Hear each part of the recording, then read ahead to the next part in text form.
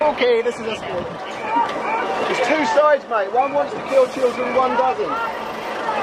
Clear what side you're on, though, right? What did you think was going to happen? There's someone on your side.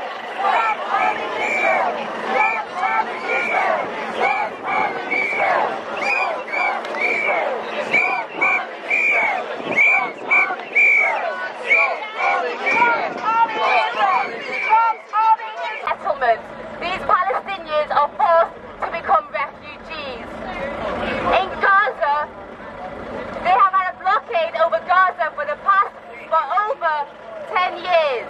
They have limited access to water. They get up to 3 hours of electricity a day, and people call it the largest open-air prison in the world. But Gaza is much worse than a prison.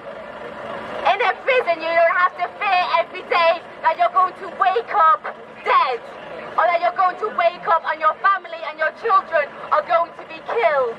You don't have to fear that your husband is going to be in prison for nothing.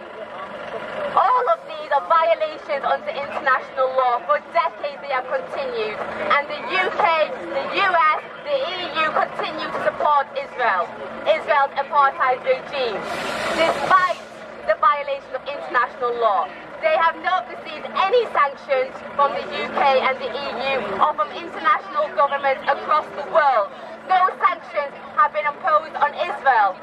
And it is for the people, for the citizens of humanity, to stand up for the Palestinian people where the government have failed them. And we will continue to fight for the Palestinian people. And we will not let this truck through. We will not let Israel market their weapons once again. Their weapons which they tested on Palestinian civilians, on Palestinian children.